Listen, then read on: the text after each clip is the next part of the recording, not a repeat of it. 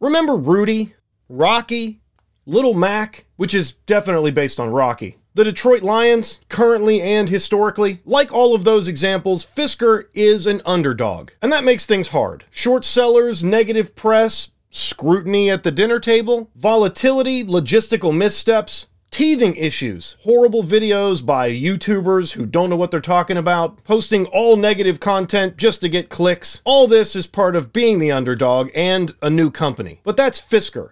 The Fisker Ocean is an opportunity for consumers to have choice in the EV space. The people that own them love them. I talked about ownership feedback with Brian on his first EV OG podcast, which I helped him host. You can check that out in the description below. So with all this good feedback, despite the imperfections, owners are still recommending this car to others. And they're being delivered. I even saw proof in the real world at the drugstore the other day. It was my first chance to get a look at the 20-inch wheels. But unfortunately, it was sporting a set of temporary plates. And that's one thing we'll talk about today, because Fisker is very close to being an extremely competitive, internationally recognized brand. They homologated their first vehicle simultaneously in North America and countries in Europe, as well as the UK. The Ultras are being delivered in volume, the Sport trims are now being delivered in the United States as well, and the EPA rating is 231 miles. The Ocean can road trip. The build quality. A ton of range in the all-wheel drive variants. Charging speeds are competitive. Looks.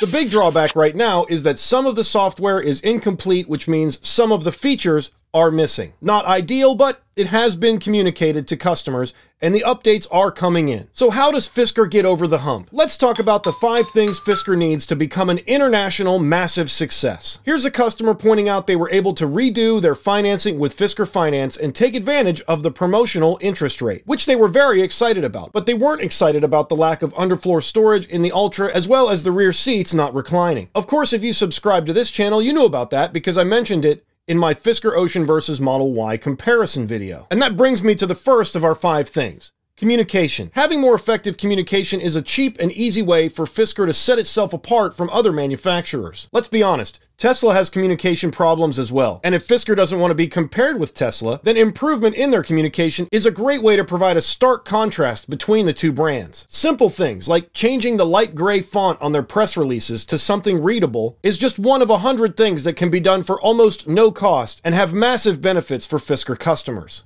And that one might just be a personal peeve of mine. Another item is that the Fisker Ocean 1 benefits are not being published in the ownership documentation. If those items are being promised, they need to be communicated legally, so Fisker would have an obligation to honor that promise. And obviously, as things improve, Fisker's stock price will increase. Delisting is the current concern with the Fisker stock price. I had a comment mentioning that 30 consecutive days under $1 would trigger a delisting notice. In my video, I said 6 consecutive months of trading under $1 and they'll be delisted from the New York Stock Exchange. But my commenter was unsatisfied with that explanation. So let's walk through what delisting would look like. Here's a company that recently went through the delisting scenario. First, there's a letter that states the company is not in compliance with NASDAQ Listing Rule 5450A1 for continued listing on the NASDAQ Capital Market, which is just this column, as the minimum bid price of the company's listed securities was less than $1 per share for the previous 30 consecutive business days. For Fisker, that start day is January 16th, which would make the last week of February the end of the 30-day window. But that's not the end of it. Under NASDAQ Listing Rule 5810C3A, the company has a period of 180 calendar days, or until, in this case, the last week of August 2024, to regain compliance with the rule referred to in this paragraph. That's the 6 months I was referring to in my previous video. However, to regain compliance during this 180-day compliance period, the company's minimum bid of listed securities must close at $1 per share or more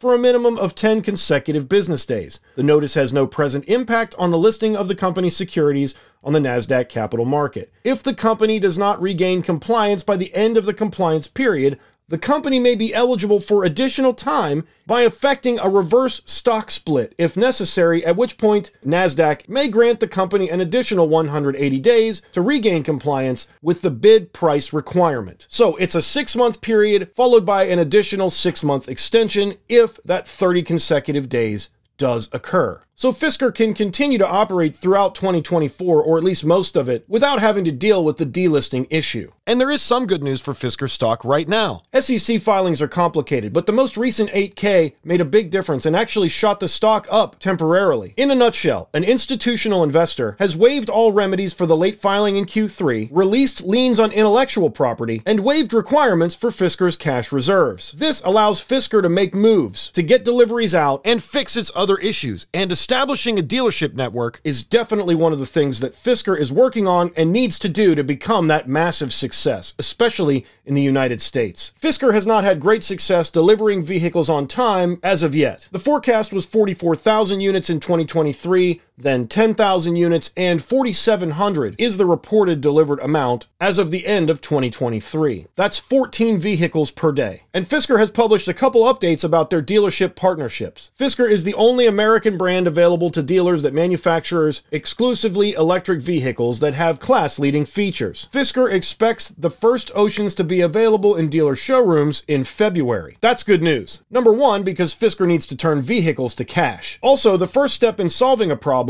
is recognizing you have one, and obviously Fisker does know this and is taking that action to put those dealership agreements in place. When the dealership model begins, Fisker gets more cash, they have less staffing and logistics issues, and the big one is the customer has a place to take their vehicle for service. More on that in a minute. Also, this move should not be considered a surprise. Fisker's asset-light model has seen Fisker outsource almost everything else so far. This is also a common strategy with legacy automakers. Here's Jim Farley. We farmed out all the modules that control the vehicles to our suppliers because we could bid them against each other. On top of the financial and logistical benefits, Fisker can implement the dealership model immediately. And outsourcing is what you do when you need something done right away. So let's talk about that service component. If people have a physical location to take their Fisker Ocean when they have a concern, the vehicles should be much less problematic for these owners. And these service locations can also improve communication as well. There are so many Fisker Ocean owners right now that have tickets open. Having a physical location allows someone with an issue to skip the line of previous tickets and find an answer in a timely manner that works with their schedule. And for deliveries, customers have a place to look around their Ocean, ask questions, and understand it better before they take it home. Finally, price is so important in the EV climate because so many people are looking to switch to EV. And for Fisker,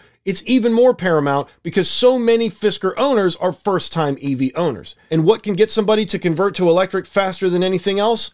How about a $7,500 discount? Leasing is still a tax credit eligible option for EVs, even if they don't qualify for the federal tax credit under a purchase option. Here's the Fiat 500e website. You can go on and order one right now with a $500 deposit. You can pick your specifications, but if you scroll to the bottom, your purchase qualifies for a $7,500 tax credit for eligible buyers. Now, if I check the fueleconomy.gov website, the Fiat 500 is nowhere to be found, so I chose to chat with a Fiat representative. In the Fiat 500 order page, it mentions that the 500e qualifies for the federal $7,500 tax credit, but fueleconomy.gov does not list it as eligible. The dialog box on the site says after December 31st, but does not specify a year. Can you confirm which year this dialog box is referring to? The response is if you purchase the vehicle, it does not qualify. But for 2024, in the form of a capital cost reduction, the Fiat 500e does qualify for the tax credit as long as you lease it. So if Fisker can get the Flex e-lease going and figure out a way to put those vehicles in customers' hands via the lease, hopefully through the dealerships, then that $7,500 credit can be applied to leases and make the Fisker Ocean even that much more desirable, especially at the Ultra and Sport trims, making it extremely cost competitive. And that's a look at 5 things that Fisker needs to become a massive success. It's almost there, and this will be a very trying time. But as long as we hang tight and keep our expectations tempered, Fisker could be the breakout EV brand of 2024. Let me know your thoughts in the comments below. Check out a video on driving the Fisker Ocean and the other side of the coin where all the problems are up here, if you're brave enough. Subscribe for more. We'll see you on the next one. Hey! Smash the like button! Thank you.